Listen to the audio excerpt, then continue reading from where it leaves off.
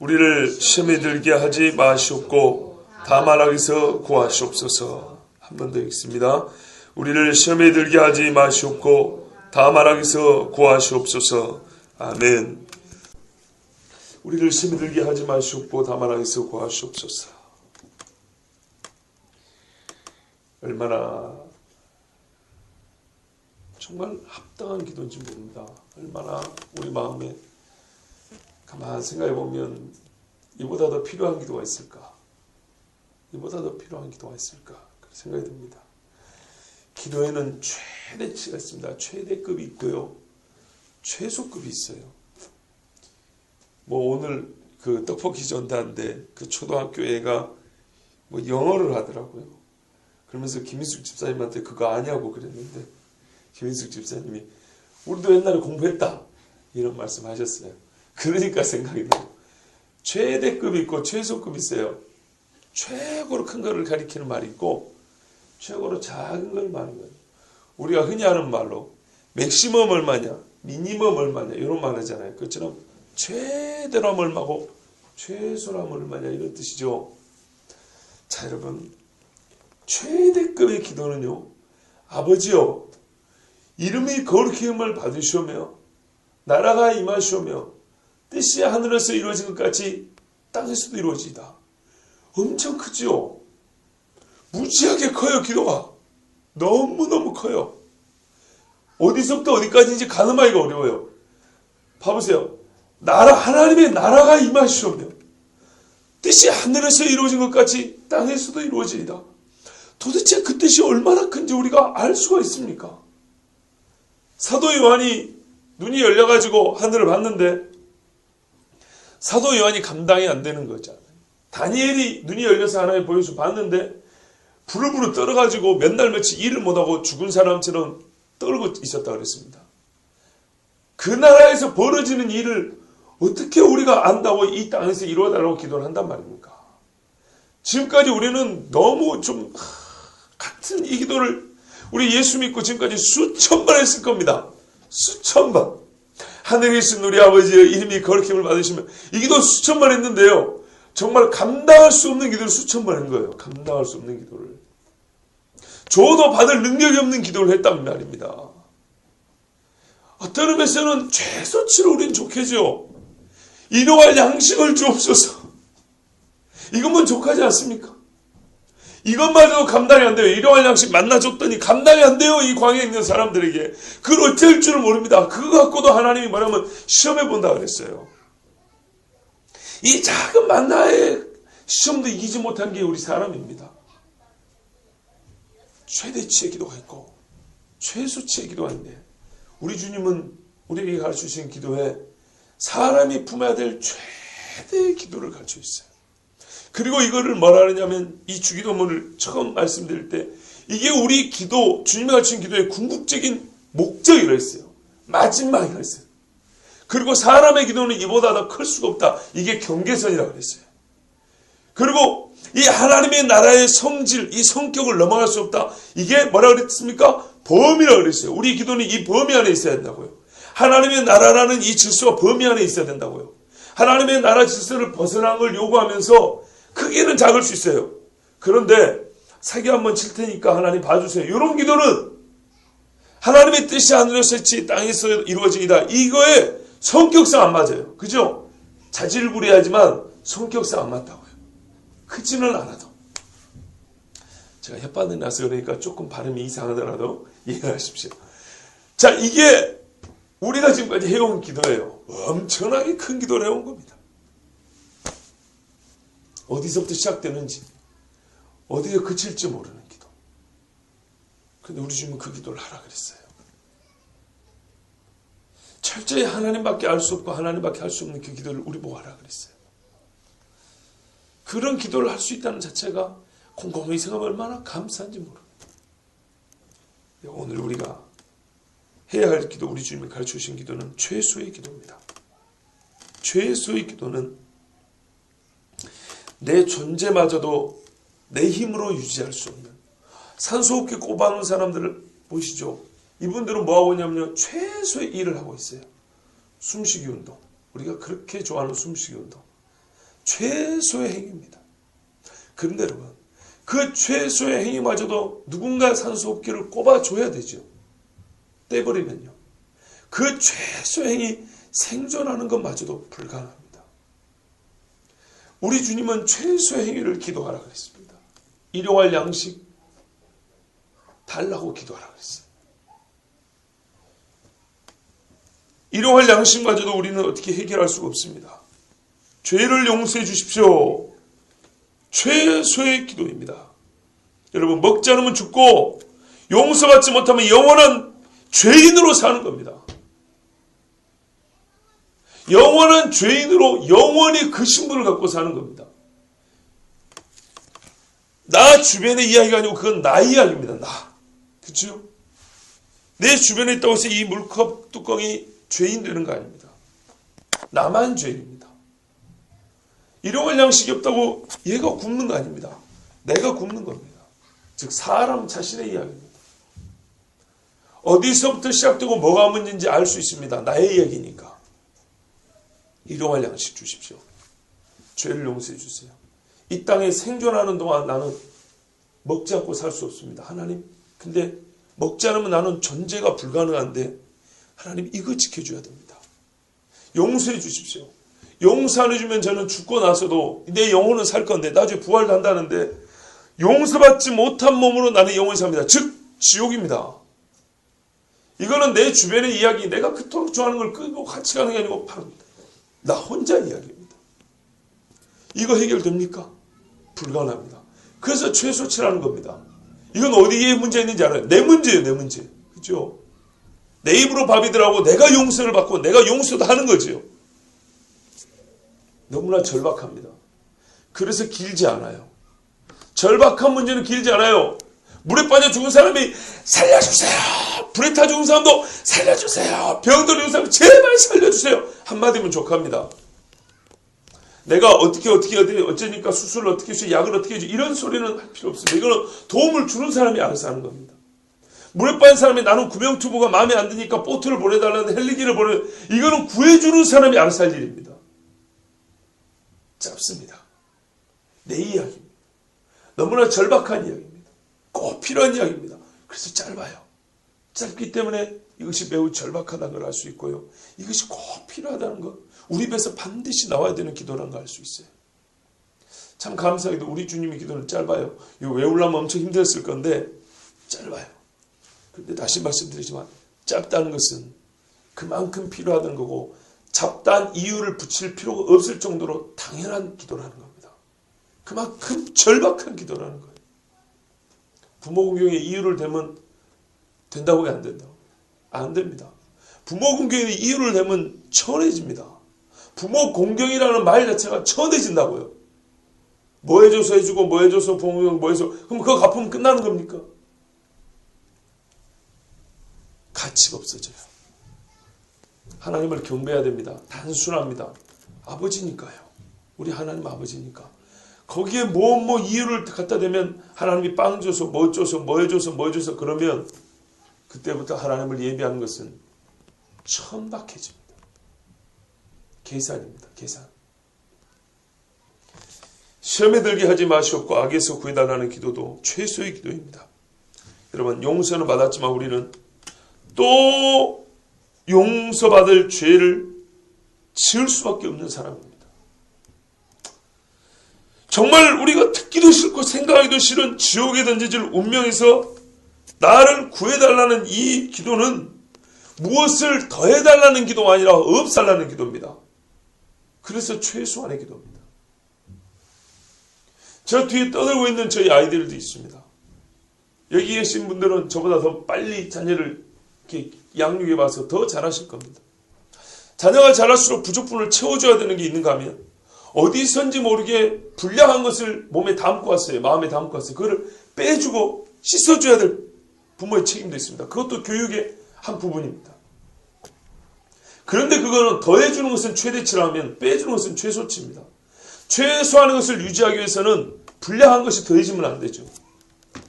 시험에 들게 하지 말게 해달라고. 시험에 들어갑니다. 시험이 더해집니다. 악에서 벗어나게 해주십시오. 내 옆에 악이 있습니다. 나를 싸우고 있습니다. 이건 불필요하니까 없애달라는 거예요. 일용할 양식은 달라는 거고요. 시험과 악은 벗겨달라는 거예요. 더 최소치입니다. 그런데요, 이것이야말로 범위로 볼 때는 뭐랄까요? 우리에게 어떤 무엇이 주어지느냐 주어지지 않냐, 내 이야기냐 내 밖의 이야기냐 볼 때는 가장 최소의 기도, 최소한의 기도 같지만 이것이야말로 정말로 우리가 육이나 영이나 살기 위해서는 반드시 해야 될 기도입니다. 필수의 기도입니다. 필수의 기도. 그래서 우리 주님이 이 기도를 마지막에 하라고 하셨습니다. 세상 어떤 사람이 시험에 들지 않는 사람이 있습니까? 아무도 없습니다. 마태복음 26장 41절에 예수님께서 베드로에게 그럽니다. 시험에 들지 않게 깨어 기도하라. 마음에는 원이로되 육신이 약하도다 그랬습니다. 보십시오. 시험에 들지 않게 깨어 기도하라. 그럼 깨어 기도 안 하면 어떻게 됩니까? 시험에 듭니다. 그러면 한번 여쭤볼게요. 예수 믿지 않는 사람은 처음부터 기도를 안 할 것이고, 예수 믿는 사람 중에 나는 깨어 있다라고 할 만한 사람은 몇 명이나 될까요? 깨어 있어 기도해야 된다고 생각하나 나는 깨어 있어 기도하는 사람이라고 생각하는 사람 몇 사람이나 될까요? 우리 예수님이 40일 금식 기도를 해도 마귀새끼 와서 시험을 했어요. 자, 그렇다면 우리 일반 성도들, 우리 나 같은 예수 믿는 사람들은 얼마나 많은 시험에 들겠습니까? 세상에 악을 행하지 않는 사람이 어디 있습니까? 로마 3장 12절에 다 치우쳐 함께 무익하게 되고 선을 행하는 자는 없나니 하나도 없도다. 전도서 7장 20절에 선을 행하고 전혀 죄를 범하지 아니하는 의인은 악인의 반대말이죠. 세상에 없기 때문이다 그랬어요. 전도서에 교훈을 주는데 왜 이런 교훈을 주냐? 악을 행하지 않는 사람은 아무도 없대요. 아무도. 하다못해 뭐라 그러냐면 너 자신이 아느니라. 너도 가끔은 남을 마음속으로 저주한 적이 있다는 것을 네가 아느니라 그랬어요. 세상에 악을 행하지 않는 사람은 아무도 없습니다. 그러니까 이 기도는요, 100% 치사율을 자랑하는 불치의 병과 같은 거예요. 시험과 악이라는 것은 걸리면 다 죽는데 안 걸린 사람이 아무도 없다는 거예요. 만약에 안 걸린 사람이 한 명이라도 있었으면 예수님이 안 왔을 수도 있습니다. 그 사람이 구하면 돼요. 인류 중에 지금까지 시험과 악에 들지 않은 사람 딱 한 사람 예수님밖에 없습니다. 그런데 예수님 외에 다른 누군가가 정말 이런 능력이 있었다, 이런 기적 같은 삶을 살았다면 우리는 그 사람을 믿으면 됩니다. 적어도 돌을 닦으면 그 사람처럼 되겠지 희망을 가질 수 있습니다. 이게 불교 같은 헛된 종교들의 이야기입니다. 누가 수덕을 해가지고 자기를 구원할 수 있단 말입니까? 그래서 세상 어떤 종교보다 성경이 말하는 인간에 대한 진단은 매우 정확합니다. 그러면 왜 사람이 시험에 듭니까? 여러분, 왜 사람이 시험에 들죠? 하나님이 시험하니까 그러죠. 그죠? 맞습니다. 하나님이 시험합니다. 여호와께서 아브라함을 시험하사 그랬죠. 아브라함을 시험했습니다. 광야에서 이스라엘도 시험했습니다. 그죠? 시험했습니다. 그러면 우리를 시험에 들게 하지 마시옵소서라는 기도는 말을 바꾸면 하나님이시여 나를 시험 좀 하지 마시고 내버려 두세요라는 그런 뜻인가요? 하나님 우리 시험하잖아요. 아브라함 시험했고 광야에서 시험했고 그죠? 아담과 하와도 시험해 본 거네요. 그러면 이 기도는 시험에 들게 하지 말게 해달라는 기도는 하나님 당신 제발 우리 좀 시험하지 마세요 그런 뜻이잖아요. 그런 건 아닌 것 같죠? 아니에요. 어째서 아닙니까? 앞뒤가 맞아야죠. 그러면 이걸 한번 생각해 보시죠. 우리가 뭘 보고 시험이라고 그럽니까? 말은 자주 쓰지만 뜻을 한번 생각해 봐야 됩니다. 뭐 깊고 어려운 뜻이 아니라 보통 뭘 보고 시험이라고 그러냐면 우리 어렵고 힘든 일을 시험이라고 그럽니다. 보통 그렇게 쓰잖아요. 어렵고 힘든 일이 생기면 시험에 들었다 그럽니다. 어떻게 표현이 그리 정확한 시험에 들게 하지 마시옵고 했더니 시험에 들었다 그럽니다. 어려워요. 육체적으로든 심적으로든 뭔가 뭐 재정적으로든 아니면은 뭐 건강, 육체 얘기했구나. 뭐 학교 시험이든 시험이에요. 어렵고 힘든 일을 시험이라고 해요. 고통과 고난을 보통 시험이라고 해요. 그런데 이 시험이 왜 주어지죠? 왜? 보통 우리가 시험을 누구를 시험할 때는 확인해 보려고 합니다. 학교에서는 실력, 공부하는 실력을 확인해 보려고 합니다. 뭐랄까요? 식당에서 주방장을 고용할 때는 음식 만드는 실력을 확인해 보려고 합니다. 옷 만드는 공장에서는 바느질을 시험할 겁니다. 자, 시험해 보는 거는 뭔가를 확인하려고 합니다. 자, 그러면 하나님이 우리에게 뭘 확인하려고 시험하시는 건가요? 무엇을 확인하고 싶었어요? 야, 얼마나 잘 견디는가 보자. 얼마나 이 고통을 잘 버티는가 보자. 아닙니다. 항상 하나님 말씀에 보면 뒤에 가면 믿음과 순종입니다. 믿느냐 순종하느냐 확인해 보려고 환경을 바꿉니다. 왜요? 일상 환경에서는 잘 안 보이니까. 자기도 속이거든요. 편하고 좋은 환경에서는 보세요, 내가 이렇게 잘하잖아요. 이런단 말이에요. 그게 진짜인지 그 사람이 믿고 있는 그 환경을 틀어버립니다. 그러고서도 그 믿음이 순수하게 고다 있는지, 그러면 자기도 더 확신을 가지고 더 용기를 얻죠. 내가 이 순간에 이렇게 버틸 수 있는구나. 내가 진짜 이런 믿음이 있었구나. 그 사람을 유익하게 하는 겁니다. 아브라함을 보세요. 병원할 때 네가 아들보다 나를 더 사랑하느냐? 그럼요, 주님. 당연하죠. 그게 진짜라면 어떻게 될까요? 상황을 틀어버려도 그대로 나와야 됩니다. 그래서 바꿔버렸어요. 확인하려면 일상의 상황을 바꿔야 됩니다. 그래야 보이는 거예요. 모든 게 좋을 때는 이 좋은 환경 속에 다 들어있기 때문에 이걸 확인이 안 됩니다. 이걸 베껴봐야 됩니다. 베껴보면 드러납니다. 제가 옛날에 몇 년 전에 청년부사에 갈 때 그런 이야기를 했던 기억이 있습니다. 리더를 몇 년 하고 이제 나이 30 몇 살씩 돼가지고 물러날 때가 됐어요. 후배들한테 물려줄 때가 됐어요. 이제 리더 자리를 떠나는 왕언니들에게 그런 표현을 했었어요. 이제 여러분에게는 받침대가 다 없어졌습니다. 하기 싫어도 리더라는 것 때문에 어쩔 수 없이 했던 것, 후배들이 보고 있어서 그 자리에 체면을 지켜야 됐던 것, 모범을 보여야 됐던 것, 이 받침대들을 싹 치워줍니다. 자유롭게 신앙생활을 하세요. 이제는 여러분 자유입니다. 그러나 지금이야말로 여러분 속에 들어있는 것이 확인되는 시간입니다. 그리고 이제 나이 얼마 안 되지만 청년부 리더에서 은퇴를 시켜줬어요. 아주 명예롭게. 그 후에 신앙생활들 대체로 다 잘했습니다. 그때 이제 제가 했던 말이 그거였습니다. 거치대를 다 치워줄 테니까 울타리를 다 벗겨놓고 울타리 밖으로 이제 나가는 겁니다. 여러분의 신앙은 여기서 또 확인됩니다. 그랬어요. 근데 이거는 그분들뿐만 아니라 누구라도 똑같은 겁니다. 우리 최 장로님 계시지만 은퇴하신 후에 예배를 소홀히 하는 장로님들이 있습니다. 은퇴하기 전까지는 선임 장로로서 막 그렇게 열심히 하다가 은퇴하는 순간부터 이렇게 막 그런 분들이 있습니다. 근데 그때부터 진짜입니다. 실제로 주님 앞에 설 날은 훨씬 더 가까워졌거든요. 어쨌거나. 그런데 그때 진짜 그 손에 평생 동안 어떤 신을 갖고 왔는지는 하나님께서 주신 그 감투를 딱 떼어보면, 꼭지를 떼어보면 그 속에 뭐가 들어있는지 그 심지가 보인다는 겁니다. 하나님이 이래서 시험합니다. 나를 더 사랑하는지 세상을 더 사랑하는지. 그래서 하나님께서 확인해 봤잖아요. 아브라함에게. 네가 이제야 나를 교회인 줄 아노라. 하나님 알아요. 이미 알고 있는데 객관적으로 증명이 됐다는 거예요. 이제는 누구도 부인 못해요. 누구도 내가 아브라함에 복을 주는데 누가 뭐라 하랴. 믿음의 조상으로 아브라함을 세웠는데 누가 그거를 불만을 제기하고 불평을 가질 거냐 이 말이에요. 이의를 제기하냐 말이죠. 그러나 이스라엘 사람들 광야에 40년 다 죽었습니다. 20세 이상. 하나님이 시험했습니다. 만나줬어요. 매출하게 줬어요. 불과 구름 기둥이 있습니다. 물로 반설 쳐서 물도 있어요. 전쟁마다 이기해 줬어요. 하나님이 함께하는 증거를 어마어마하게 줬어요. 정말 감당이 안 되게. 그런데 하나님을 시험했어요. 광야 40년 동안 20세 이상 죽는 것이 누구도 당연하지 않다 말할 수 없습니다.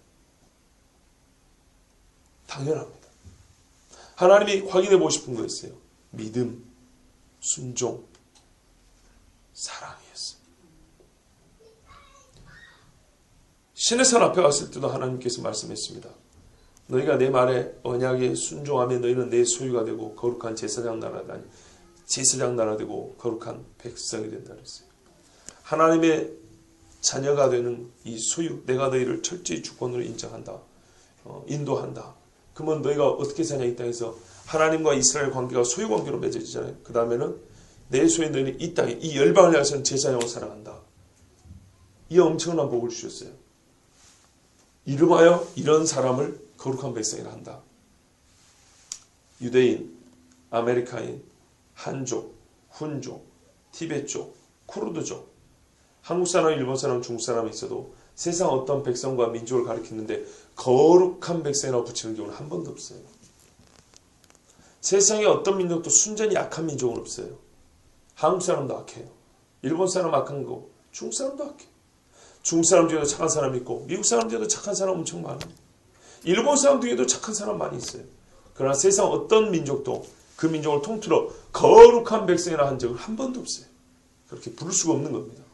그런데 하나님 말씀에 어떻게 해요? 말씀을 듣고 순종하면 하나님은 그 백성을 말하면 거룩한 백성이라 이름 짓는다고 했어요. 얼마나 큰 복인지 모릅니다. 하나님 확인해 보시면 딱 한 가지입니다. 이 말씀에 순종하는가 안 하는가 그래서 시험해 봅니다. 그런데 보세요. 아브라함은 확인했죠. 믿음이 있구나. 순종하는구나. 이스라엘 백성은 순종하지 않았습니다. 믿음이 없고 하나님을 사랑하지 않는 것이 드러나 버렸습니다. 자, 그러면 아브라함을 우리가 흔히 말하는 시험을 통과한 사람, 이긴 자라 그러고요. 그래서 복을 많이 받고 기쁨과 영광을 받았어요. 반대로 시험에 실패하고 넘어진 자, 하나님의 진노가 임했어요. 아까 말씀드렸던 이스라엘 광야 보세요. 40년 동안 60만, 장정만 60만, 출애굽할 때 60만, 고소에 다 죽고 20세 이상 어른들 다 죽었습니다. 그 사람들은 하나님의 진노가 임할 뿐만 아니라 본인 스스로에도 큰 실망과 절망에 빠집니다. 가나안 정탐 갔다 와가지고 막 이제 통곡을 해요. 이 두 사람의 차이는, 이 양자의 차이는 어디서 나타납니까? 동일한 시험입니다. 시험자는 하나님 똑같습니다. 시험의 의도와 목적도 똑같습니다. 시험 문제도 문제는 약간 다른 것 같은데 문제의 난이도와 뭐랄까요? 시험의 성격은 똑같습니다. 어떻게 보면 아브라함 시험이 더 어려워요. 그죠?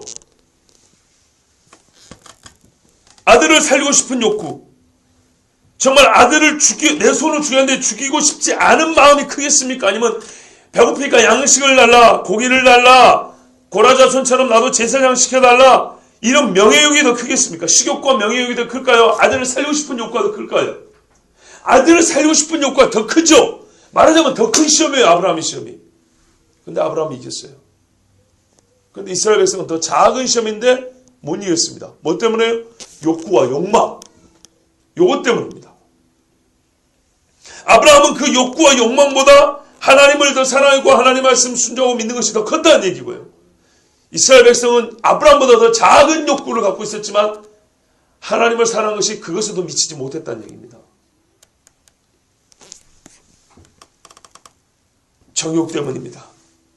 악한 본성이 하나님께 지배를 받기 싫었기 때문입니다. 야고보 말씀에 시험을 참는 자는 복이 있나니 이는 시련을 견뎌낸 자가 주께서 자기를 사랑하는 자들에게 약속하신 생명의 면류관을 얻을 것이기 때문이라. 아멘. 이게 아브라함 이야기죠. 딱 들어보면 그러죠. 시련을 견뎌낸 자라 그랬어요. 이거 일단 한번 기억하십시오. 그 다음 반면에 어떤 사람이 있냐? 사람의 시험을 받을 때 내가 하나님께 시험을 받는다 하지 말지니 하나님은 악에게 시험을 받지도 아니하시고 친히 아무도 시험하지 아니하시느니라. 오직 각 사람이 시험을 받는 것은 자기 욕심에 끌려 미혹됨이다 그랬어요. 특별히 여기 시험에서는 하나님은 악에게 시험을 받지도 아니하고 친히 아무도 시험하지 아니한다. 즉 악과 관련된 시험을 하나님과 무관하다는 겁니다. 사람이 생각하기에 이건 좀 악의 문제가 있다. 고통의 문제가 있다. 이거는 사람의 정욕 때문에 자기가 시험에 빠진다 그런 거예요. 여러분 예를 다시 한번 들어볼게요. 선악과를 한번 봐보세요. 선악과를 타락하는 거 좋습니까? 타락으로 준 거 아니죠. 벌써 몇 번을 설교했기 때문에 이해하실 겁니다. 그 선악과는 하나님의 창조세계에서 인간의 지위가 무엇인지를 가르쳐 줍니다. 하나님의 이 창조 질서 안에서 인간의 자리를 가르쳐주는 매우 중요한 과일입니다. 우리에게 주신 복을 지켜나갈 수 있도록 준 경계선입니다. 그게. 그런데요, 한때는 따먹지 않고도 살았다는 것이죠. 한때는 선악과가 시험이 되지 않았어요. 따먹지 않고 살았어요. 즉 따먹고 싶은 욕구를 이겼다는 겁니다. 근데 마귀 와가지고 몇 마디 던졌습니다. 따먹고 싶은 욕구가 하나님의 말씀을 순종하는 욕구보다 더 커서 이겨버렸어요. 그러면서 하는 말이 탐스럽고 지혜롭게 할 만하더라. 그죠? 정욕입니다. 정욕의 발로입니다. 그래서 그걸 먹어버렸습니다. 자, 선악과는요, 하나님이 시험거리로 준 게 아닙니다. 본인의 정욕이, 이 인간의 연약함이 몇 마디 말할 때 정욕이 발동해서 시험거리가 돼버린 거죠. 세상 모든 사람을 하나님이 다 추남 추녀로 만들어 놓지 않았습니다. 미남도 있고 미녀도 있습니다. 미남 미녀를 하나님이 만들어 놓은 것은 가늠하라고 만들어 놨습니까? 그건 아니죠. 하나님을 닮았기 때문에 또 유전자의 유전을 받아서, 부모의 유전을 받아서 그렇게 생긴 거예요. 그런데 이쁜 여자를 남자들이 보고 음흉하게 생각을 합니다. 어떤 남자가요? 다요. 자, 그런데 그러면은 이쁜 여자가 있다는 것은 시험거리죠. 그렇습니까? 하나님이 시험거리로 만들어놨습니까? 절대 그렇지 않습니다. 시험거리로 만들어 놓은 게 아니고 사람이 아름답다를 넘어가서 정욕이 생긴 겁니다. 그것이 사람을 하는 가늠하게 하는 겁니다. 뭐 남자들만의 얘기 아니고 여자들도 마찬가지입니다.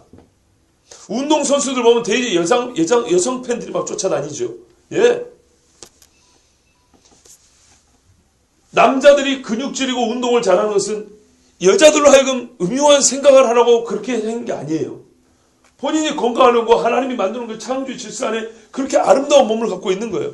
그런데 정욕이 이 아름다움의 감상을 넘어가면 죄를 짓게 되는 거예요.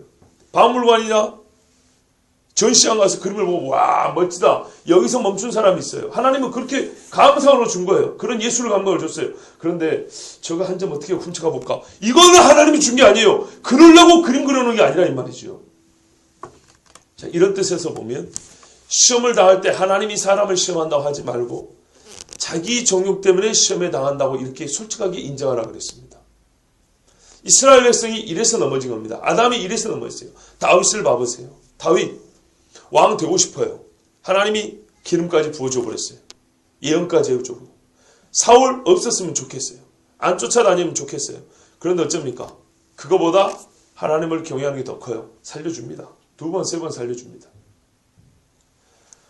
자기 아들 압살롬한테 도망을 갑니다. 악이죠. 하나님 앞에 기도합니다. 구하여 달라고. 다른 방법 참 쓸 것들이 많죠. 다윗의 동문군이 얼마나 많았겠습니까? 이웃 나라에. 저는 그런 생각도 들어요. 다윗이 아예 압살롬 이놈 새끼고 쳐 죽여버릴 것 같으면 다윗이 신망이 있기 때문에 주변의 사람들을, 동맹을 맺었던 사람들을 동원하면 충분히 가능성도 있다고 생각합니다. 그런데 압살롬과의 문제에서 다윗은 주로 기도를 합니다. 전쟁을 하긴 했지만 다윗의 마음을 보면 별로 전쟁도 하고 싶어하는 거 아닌 것 같고 아들에게 차라리 그냥 왕위를 물려줄 것 같은 그런 모습이 보여요. 그 심정은 그렇게 보여요. 다윗은 무엇 때문인가요? 그 시험에서, 그 악에서 인간적으로 하고 싶은 거 많고 욕구가 충만해도 그거보다 하나님이 더 크게 보였다는 거죠. 하나님이 눈앞에 있었다는 겁니다. 이게 차이입니다. 여러분, 예수님께서 시험에 들게 하지 마시옵고 이렇게 기도하라고 명하신 것은 하나님이여 나를 시험하지 마시옵소서 이런 뜻이 아니고 하나님이여 나의 죄의 본성을 제어해달라는 겁니다.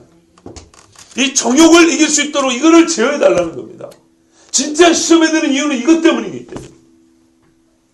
정욕이 없으면 하나님 주신 시험에 오히려 믿음으로 이기면 더 큰 영광을 얻습니다. 더 큰 복을 받습니다. 그런데 정욕을 이기지 못하는 이 타락한 본성 때문에 우리가 여기서 정말로 쓴맛을 맛보고요. 고통을 맛보게 됩니다. 그래서 주님 앞에 여기서 벗어나려는 거. 나의 죄악된 본성에서부터 나오는 이 정욕을 제어해달라는 거예요. 그래서 시편에 보면 무엇으로 청년이 그 행실을 깨끗게 하리까? 오직 주의 말씀을 따라 삼갈 것이니이다. 이렇게 했어요. 아브라함처럼 아들을 살고 싶은 마음에 굴뚝 같아도 하나님의 말씀에 순종하게 해달라는 기도입니다. 나의 본성이지만 죄로 타락한 본성을 내 본성인데 그걸 이길 힘이 없으니까 제발 나로 하여금 죄를 짓지 않도록 좀 도와달라는 겁니다. 지은 죄를 용서해달라는 걸 넘어서서 이놈의 죄 좀 안 짓으면 좋겠다는 거예요. 근데 그게 안 돼요. 내 문제고 나의 이야기예요. 최소치의 이야기예요.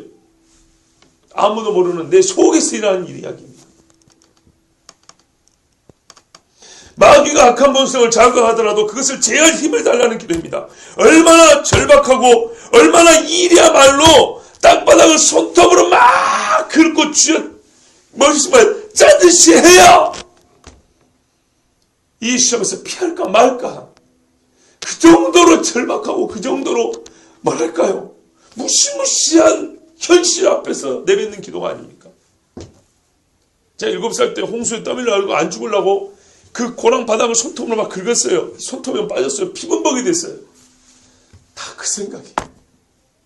이 물이 물속에서 나는 떠밀려면 죽어요. 바다에 들어 죽는단 말입니다. 그 물소리에 사람의 애가 우는 소리도 못 듣는데 살려달라고 부르짖으면서 그 꼬랑 바닥을 손톱 발톱으로 해서 손발톱이 막 몇 개나 빠지고 무릎 이런 데가 피범벅이 됐어요. 부모님이 나를 구해진 저를 받아들고 이불을 감싸고 했는데 얼마나 불쌍했겠습니까? 우리 정화만에 딱 7살 때인데. 바로 그런 기도입니다. 시험에 들게 하지 마시옵소서. 땅바닥을 손톱으로 긁으면서 살려달라고 안 끌려가려고 하는 이런 기도입니다. 이게 시험에 들어가 버리면 사람은 필연적으로 뭘 행하게 되냐? 악을 행하게 됩니다. 아까 비유 예화 성경에 예를 든 거 2번 들 필요가 없죠. 다 그 결과를 봐보세요. 아브라함, 다윗 빼고 나머지는 다 죄입니다. 아브라함도 나중에, 다윗도 나중에 바세바 보세요. 예전에는 여자를 안 받겠습니까? 궁녀가 몇 명인데요. 그러나 다윗이 그러지 않았어요. 그런데 그때는 바세바를 보고 그것도 남편이 있는 여자를. 다윗도 그렇게 죄를 지었어요. 얼마나 이 기도가 필요한 기도인지 아시겠죠? 마음에 합한 다윗도 그랬어요. 손톱으로 땅바닥을 긁듯이 해야 될 기도가 이런 기도입니다. 악을 반드시 하게 됩니다. 그래서 악에서 구하옵소서라는 말은 자연스럽게 따라옵니다. 그러니 이 기도에는요, 뭐랄까요? 처음에 우리가 물어봤던 하나님께 당신의 손을 좀 거둬달라는 뜻이 아니고요. 하나님 당신의 손이 필요하다는 기도죠. 그죠? 하나님에 대한 원망은 어디에도 없어요. 도리어 아버지께 살려달라는 말의 다른 표현이에요. 내가 살기 위해서 하나님 나 좀 시험하지 마세요. 저리 가세요. 이런 말이 아니고 내가 살기 위해서 주님 제발 좀 손을 좀 뻗어주세요. 이 마귀의 마수에서 나를 좀 손을 뻗어서 건져주세요. 나를 좀 잡아 끌어가 주세요. 이런 기도예요. 우리는 되게 시험을 이긴다는 표현을 씁니다. 고통을 이겨나가면 그러죠. 이긴다. 악을 이겼다. 이런 표현을 씁니다. 뭐 그 말 뜻이 뭔 말인지 모르는 건 아니지만 사실 이긴다는 표현을 쓸 때는 신중해야 돼요. 왜냐하면요. 대체로 이긴다는 말을 다른 때 언제 쓰냐면 보통 전쟁에서 쓰잖아요. 그죠? 시합이나 전쟁 같은 데 쓰는데 시합이나 전쟁에서 이긴다는 것은 상대를 파괴하거나 없애버렸거나 내가 압도했거나 상대를 무력화시켰다거나 이럴 때 이겼다는 말을 씁니다. 즉 정복하다는 말하고 비슷한 말입니다. 그러죠? 내가 상대를 압도해버렸어. 내가 우위에 있다는 얘기입니다.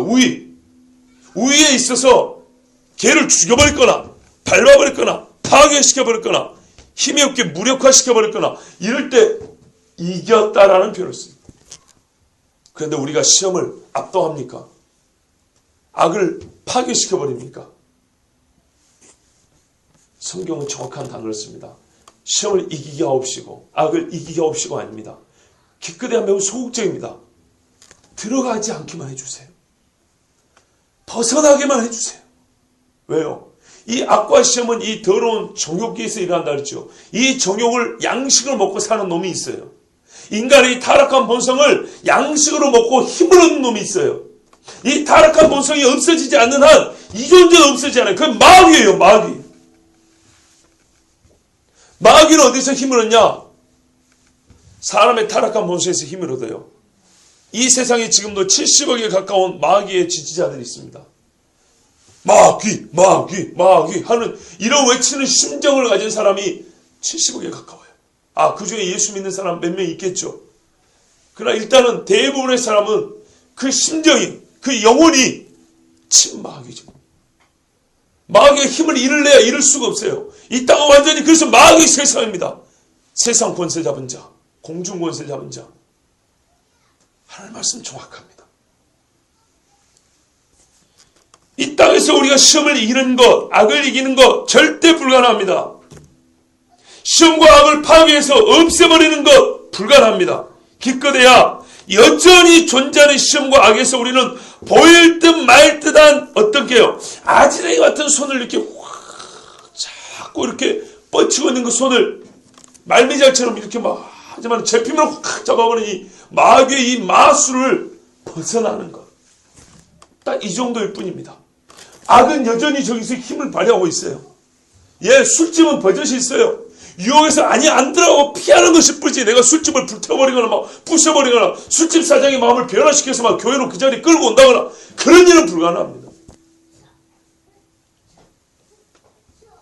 큰 해일이 옵니다. 파도가 옵니다. 배가 와요. 내가 배에 쌌어요. 우리가 예수님처럼 바다에 잠잠하라. 이건 불가능합니다. 불가능합니다. 우리는 어떻게 기도합니까? 구해달라 기도합니다. 베드로처럼 우리를 오라 하소서. 이 풍랑의 배에서 오라 하소서. 빠져나갈 때 우리를 구하소서. 이렇게밖에 기도할 수가 없습니다. 우리는 시험을 이기는 게 아니고 악을 이기는 게 아니고 시험에서 벗어나는 것이고요. 악에서 구함을 받는 것입니다. 주님이 다시 오실 때까지 인간의 타락한 본성은 없어지지 않기 때문에 그래서 우리는 끊임없이 죄를 짓습니다. 끊임없이 시험에 빠집니다. 끊임없이 악을 행합니다. 그 타락한 본성을 밥으로 양식으로 먹고 사는 마귀는 끊임없이 힘을 얻어서 사람을 끌고 갑니다. 악으로 빠져들게 합니다. 인간은 자기 안에도 죄악된 본성이 있기 때문에 마귀하고 합작을 해가지고 점점 시험에 들고 악을 행합니다. 우리 주님께 기도하는 이 기도는 뭐냐면 바로 그겁니다. 가장 내밀한 기도, 가장 최소한의 기도, 바로 그거. 타락한 본성, 죄악된 본성. 하나님은 원하지 않고 마귀는 그토록 원하는 그 죄악된 본성. 그래서 끝까지 우리는 자원하여 시험에 들고 자원하여 악을 행하는 그 본성. 그걸 어떻게 하면 좋습니까? 그걸 도대체 내가 어떻게 한단 말입니까? 우리의 모든 죄와 악이 시작되는 그 자리를 그거를 내가 어떻게 끄집어내서 수술하듯이 잘라내 버릴 수 있단 말입니다. 주님이 땅에 다시 오실 때까지 이거는 절대 불가능한 이야기입니다. 그러니 이 기도가 필요하지 않습니까?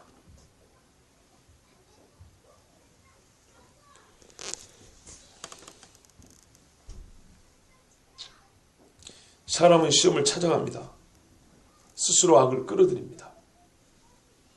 그러고 싶지 않아도, 그러고 싶지 않다 그러면서도 그러고 싶어하는 존재가 바로 나, 사람입니다.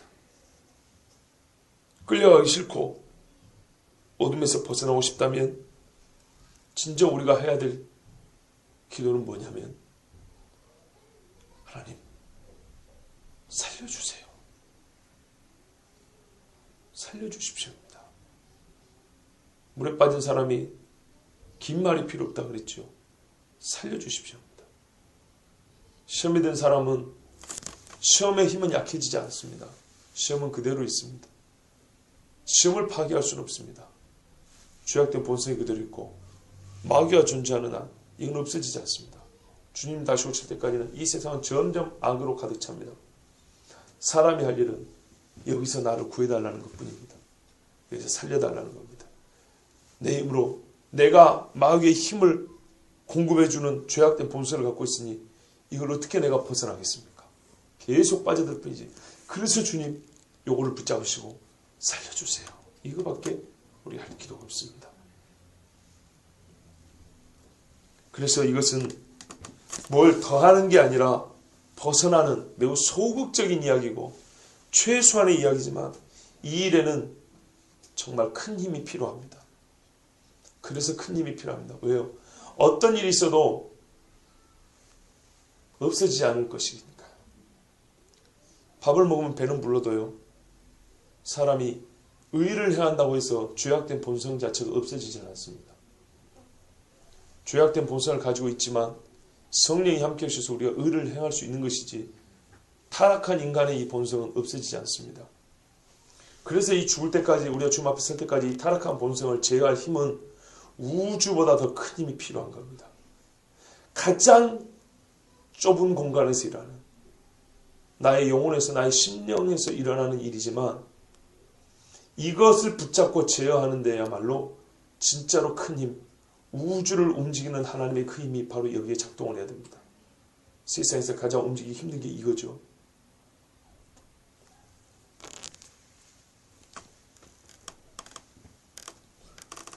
제가 왜 웃는지 아십니까? 죄악된 본성이 나왔어요. 보통 이렇게 설교를 하면 이제 이렇게 얘기를 하면 오늘 처음 설교합니다. 제가 이 설교 처음 합니다. 오늘 아침에 이 원고도 썼습니다.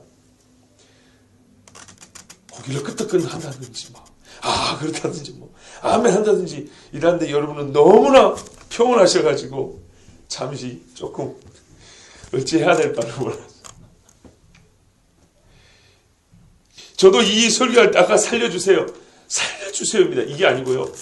살려주세요 이렇게 외쳐야 되는데 여러분 하도 얌전하셔가지고 그렇게 설교할 수가 없어요. 좀 방방 뜨고 큰 강당 같으면 살려주십시오 막 이렇게 침을 튀게 하면서 할 건데 잔잔한 바다라 그래가지고 여러분 마귀의 흉악한 이빨을 깨뜨려버릴 힘이 필요하고요. 그 마수에서 우리가 벗어날 때 이 손을 벗겨버릴 힘이 필요한데 우리에게는 없습니다. 그럼 이 힘이 어디에 있습니까? 하늘에 계신 우리 아버지께 있습니다. 그래서 우리 주님이 이 기도를 가르쳐 주신 거예요. 그리고 이 기도는 나중에 누가 성취하냐? 우리 알다시피 예수님이 다시 오실 때 성취가 되죠. 이 땅에서는 부분적으로 늘 시험에 들고 삽니다. 벗어났다 들었다 벗어났다. 그러나 시험을 주는 그 자체 죄악된 본성이 파괴되고 이거를 먹고 사는 마귀의 권세 쇠사슬이 끊기고 그죠? 맨 마지막에 멸망만을 원수는 너 사막 마귀 새끼다 그랬죠.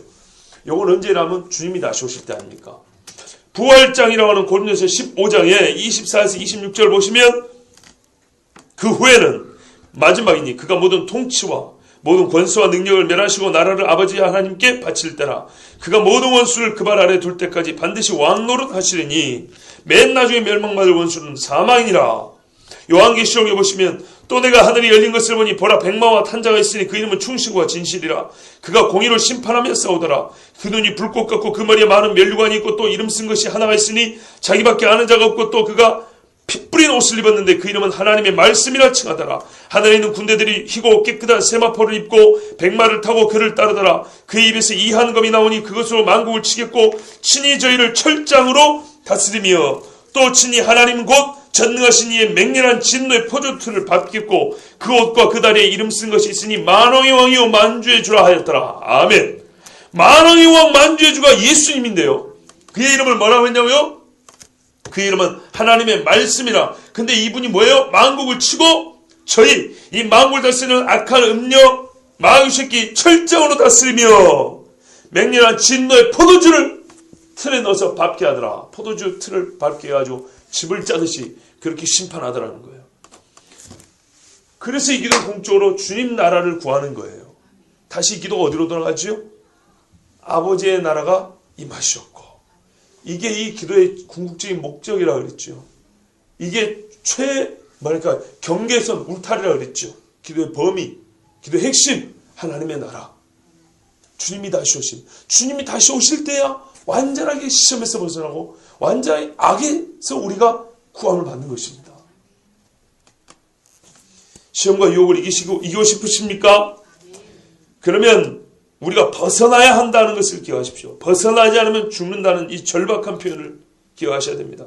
들어가면 헤어나올 길이 없고 자력으로는 나오지 못하는 길이 시험입니다. 악은 내 힘으로 막는 것 자체가 불가능합니다.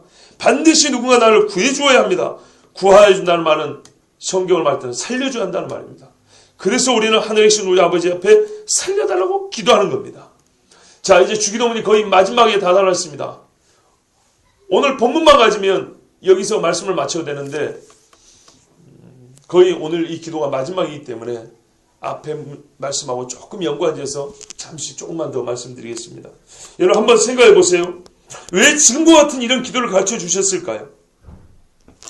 우리 지금까지 들은 이 기도문 마지막에는 아버지께 영광을 돌리는 거고요. 이 기도의 끝을 마지막 장식하는 거고 간구의 기도는 여기서 마칩니다. 그렇죠? 간구의 기도는 여기서 마치는데 왜 우리는 이런 간구를 해야 됩니까? 간구하는 건 알겠는데 왜 간구의 내용이 이런 말로 채워져야 합니까? 이런 말과 이런 순서 왜 이걸로 채워져야 합니까? 이런 기도를 하면 뭐가 조금 더 나아지기 때문입니까? 조금 더? 아닙니다. 처음부터 기도하지 않으면 불가능한 일들이기 때문입니다. 불가능합니다. 기도하지 않고 하나님의 도움이 없이는 먹는 것도 불가능하고 기도하지 않고 하나님의 도움이 없으면 죄를 용서받을 일은 전무하고 기도하지 않으면 시험에서 우리는 헤어나올 수가 없고요. 악에서 구함을 받을 수가 없습니다. 그래서 우리 주님이 이 기도를 가르쳐 준 겁니다. 기도만이 이 모든 일을 이룰 수 있기 때문입니다. 시험에서 벗어나고 악에서 구원받는 일은 반드시 기도해야 합니다. 사울의 칼에 쫓길 때와 압살롬을 피해 도망갈 때 다윗이 했던 기도는 시편에 고스란히 기록되어 있습니다. 얼마나 멋진지 모릅니다. 대부분의 시편의 다윗의 기도는 바로 이때 쓴 것들입니다. 다윗이 사울을 피하여 어디에 있어 엔게디에 있을 때 무슨 구울에 있을 때 압살롬을 피하여 도망갈 때 이 기도들입니다. 시험에 들고 벗어났을 때 바세바를 간음한 후에 한 기도 다윗의 기도들은요 평안할 때 즐거울 때 했던 기도들이 아닙니다. 다 시험에 들고 악에 들어있을 때 기도입니다. 살려달라는 기도였습니다. 그것이야말로 우리의 심금을 울리고 바로 나의 기도라고 우리가 고백하는 기도들입니다. 천하의 다윗도 골리앗을 죽인 다윗도 골리앗 죽이는 것보다 더 힘들었어요.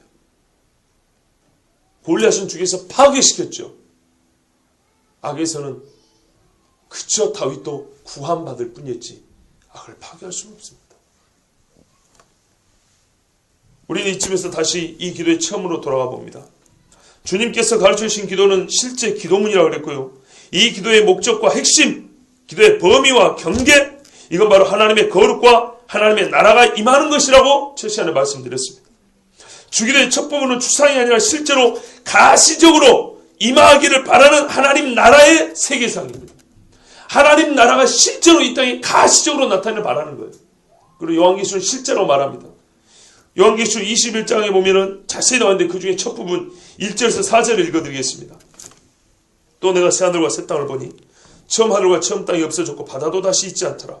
또 내가 보매 거룩한 성 새 예루살렘에 하나님께로부터 하늘에서 내려오니 그 예비한 것이 신부가 남편을 위하여 단장한 것 같더라. 내가 들으니 보좌에서 큰 음성이 나서 가로되 보라 하나님의 장막이 사람들과 함께 있으며 하나님이 저희와 함께 거하시리니 저희는 하나님의 백성이 되고 하나님은 친히 저희와 함께 계셔서 모든 눈물을 그 눈에서 씻기시며 다시 사망이 없고 애통하는 것이나 곡하는 것이나 아픈 것이 다시 있지 아니하리니 처음 것들이 다 지나갔음이라라. 아멘. 여러분 이거 믿으시죠? 실제로 이만큼 믿으시죠? 예, 주님이 가르치는 기도는 실제를 말하는 거예요. 실제를. 추상관념 하나도 없습니다. 이 일을 하나님이 이루실 거예요. 하나님밖에 이룰 사람이 이룰 분이 없어요. 그런데 하나님께서 이 일을 이루는데 우리 인간을 동역자로 세우기로 하나님 그분이 정하신 거예요. 내가 그렇게 해달라는 게 하나님이 정하셨어요. 그런데 동역자로 정함을 받은 우리가 먼저 새하늘과 새 땅이 오기 전에 새 사람을 바뀌어야 되는 것이 하나님의 순서입니다. 그래서 우리는 기도하는 겁니다. 그래서 순서는 사람입니다. 만약에 이 땅이 먼저라면 예수님이 이 땅에 오셔서 땅을 위해서 죽어야죠. 물속에 들어가거나 산에 올라가서 산화 변하더라 바다에 변하더라 사자야 이래야 되겠죠. 그런데 우리 주님 그러지 않았어요. 잃어버린 자 사람을 찾아다니셨어요. 그것으로부터 하나님 나라 시작됐어요. 그리고 하는 이야기가 뭐였냐, 아주 참 이해하기 어려운 말씀했어요. 하나님의 나라는 여기 있다 저기 있다 할 것이 아니라 너희 속에 있느냐 이렇게 말씀하셨어요. 여기서부터라는 겁니다. 여기서부터. 바리새인들이 하나님의 나라가 어느 때 임하나이까 묻거늘 예수께서 대답하여 가라사대 하나님의 나라는 볼 수 있게 임하는 것이 아니오. 아까는 볼 수 있게 임했잖아요. 그 모순인가요? 이거를 이렇게만 여기만 강조하는 사람은 그래서 이 땅에 우리가 사는 시절 동안에 어떤 내면의 변화만 추구를 해요. 그것이 아닙니다. 실제로 가시적으로 이 땅이 변합니다. 옵니다. 주님 나라가. 그런데 시작점을 말하는 거예요. 그 나라의 새 질서는 어디서부터 시작이 되냐는 거예요. 뭐가 중심이라는 거죠. 그 나라의 질서는 바로 변화된 인간성입니다. 변화된 인간성. 죄악된 본성을 파괴하고 하나님의 의의 본성으로 바꾸는 겁니다. 그렇게 의 하면서 그 의를 어디다 써먹는 거예요. 냉장고입니까? 세탁기입니까? 에어컨입니까? 사람입니다. 사람. 또 여기 있다 저기 있다 못하리니 하나님의 나라는 너희 안에 있느니라. 백성이 없는 하나님의 나라는 존재하지 않습니다. 이런 맥락에서 주님의 기도를 다시 보면 기도가 가장 큰 그림에서 작은 그림으로 보이는 세상에서 보이지 않는 인간의 가장 내밀한 장소까지 지금 들어갑니다. 그러니까 모든 것이 막 나오고 있어요. 이 짧은 기도 안에. 우주 만물이 새롭게 되는 일은 하나님 나라가 진짜 임할 때 일어나지만 그 나라를 삼하고 그 나라 백성의 법을 지켜 행하려는 사람이 그 사람을 마귀가 끌고 가는 일은 지금 여기서 일어나고 있단 말이에요. 그 나라의 살 백성은 지금 마귀가 여기서 지금 끌고 있다는 거예요. 그 나라가 오기 전에 여기서 이미 끌어가 버리는 거예요. 그 나라 들어갈 사람이 없게. 그러면 어떻게 해요? 그 나라의 힘과 권능이 부분적이지만 여기서 임하야겠죠. 누구를 위해서요? 그 나라 백성을 위하여서. 지금 여기 사람의 마음에서 이 영적 전쟁이 벌어지고 있습니다. 하나님 나라 백성을 만들 거냐? 마귀 새끼 백성을 만들 거냐? 에베소 6장에서 저번에 설교할 때 그랬어요. 하나님의 전신갑주인데 이 전신갑주 어디다 찰 거라는 거예요. 예를 들어서 로마 군인의 무장을 말했지만 로마 군인은 여기다 차고 여기다 차고 여기다 쥐는 것이지만 하나님의 전신갑주는 여기다 차는 게 아니잖아요. 기독교 백화점 가가지고 저기 말씀에 검 하나 주세요. 이거 얼마짜리예요? 10만원짜리? 좀 약하네. 이거 갖고 마귀 검 못 이기겠는데 좀 질 좋은 거 주석 합금 들어간 거 한 100만원짜리 주워보세요. 구두가 영 안 좋다? 이래갖고 가시밭길 가겠습니까? 한 50만원짜리 사 신고 그거 기독교 백화점 가가지고 기독교 공장에 가가지고 맞춰가지고 또 사이즈가 안 맞아서 맞춰갖고 있는데 수천만원 들겠네요. 그거 갖고 마귀 이깁니까? 전신갑주가 필요하다는 예를 들기 위해서 로마 병사에 얘기했지만 갑주를 착용하는 부위는 어디라고요? 우리의 몸이 아니고 우리의 마음이라고 그랬어요. 왜요? 전쟁은 여기서 일어나는 것이지 옛날에 김도환이하고 그 누굽니까? 하야시하고 장충당 공원에서 싸운 것처럼 저런 데 싸우는 게 아니란 말이에요. 전쟁은 여기서 일어나는 거예요. 여기서. 하나님의 나라는 너희 속에 있다면서요. 여기서 영적 전쟁이 일어난다 이 말입니다.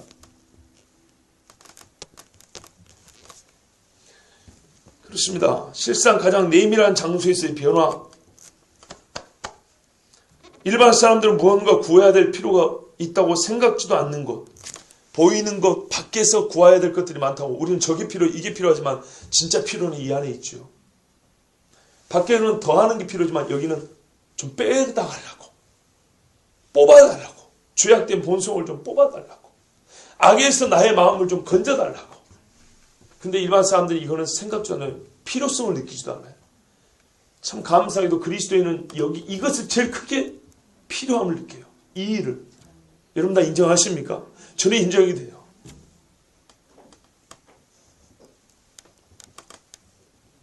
인간의 마음, 죄악된 본성이 자리 잡은 이곳이 진정 하나님 나라로 가는 길이 그 길이 닦여져야 할 시작점입니다. 길을 닦는 공사할 때 여기서부터 공사가 시작돼야 됩니다.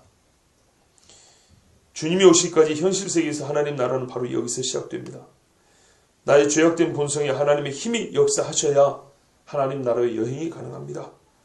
실로 하나님 나라에서는 옛 세상의 모든 것이 바뀌지만 그 무엇보다 하나님 나라 백성인 사람의 본성이 거룩하게 되는 변화가 하나님 나라의 변화에서는 핵심으로 자리를 잡고 있습니다. 그러니 주님께서 얼마나 귀한 기도를 우리에게 가르쳐 주셨습니까? 얼마나 우리를 사랑하시는지, 그리고 얼마나 우리가 이 기도를 자주 해야 할 것이며 언제나 얼마나 간절하고 진실하게 해야 될 기도인지 정말 예배 시간, 예배 마침용으로 외울 것이 아니라 평상시에도 정말로 우리가 얼마나 살려달라고 기도해야 될 것인지. 제가 이렇게 설교하는 것은 가지가지로 풀어내는구나, 실력 발휘하는 게 아닙니다. 제 심정이 아까 말씀드린 대로 제가 어릴 때 홍수 때문에 죽을 고비를 넘겨봐서 말씀드리잖아요. 저는 이 기도 한 줄이 딱 그렇게 다가왔어요. 거기서부터 이 말들이 시작된 겁니다. 사실은 사전에서 책에서 나온 말이 아니고 하나님 주신 감동인데, 어디서부터냐, 제가 홍수에 떠밀려 죽을 때 제발 살려달라고 이 물이 엇물려서 나를 앞에서 막 끌어가는데, 나를 자꾸 하는데, 나는 저기로 가는데 계속 물속에서 헤매고 물을 먹으면서 손팔톱이 다 빠져서 살려달라고 부르시는데, 그 심정이었어요. 시험에 들게 하지 말게 없이고 악에서 나를 구하옵소서라는, 나는 그 심정이었어요. 그 심정에서 나온 말입니다. 그리고 그 심정을 가지고 성경을 보니 보입니까? 이렇게 하나님께서 죄악된 본성이지만 이 말씀을 볼 수 있도록 죄를 억누르시고 의의 눈을 갖게 하셔서 보게 하신 겁니다. 저는 바로 그것을 여러분에게 전하는 겁니다. 신학 공부에서 어디서 봤는지 모르지만 저런 것들을 다 알아내는구나, 그거 아닙니다. 저나 여러분이랑 똑같이 말씀을 묵상하면서 나온 겁니다. 하나님 주신 지혜입니다. 이 말은 정말로 여러분, 그만큼 제 자신이 절박한 심정으로 이 말씀을 보고 절박한 심정으로 전한다는 것. 아까처럼 큰 소리를 치지는 않아요. 귀가 아프니까 큰 소리로 말씀을 전하지 않지만, 이거는 정말 우리에게 절박한 기도고 그 어떤 기도보다 진지하고 자주 해야 될 기도예요. 왜? 100% 치사하려고 100% 우리는 항상 여기에 머물고 있으니까요. 시험에 머물고 있고 악에 잡혀 있으니까 100% 끊임없이 기도해야 될 겁니다. 예배 마침용으로 주기도문이 아니라, 다시 한번 말씀드리지만 진짜 하나님 나라를 기다릴 하나님 나라 백성으로 살기 위하여서 우리는 이 기도를 해야 됩니다. 하늘에 계신 우리 아버지요, 우리를 시험에 들게 하지 마시옵고 다만 악에서 구하시옵소서. 아멘. 기도하겠습니다.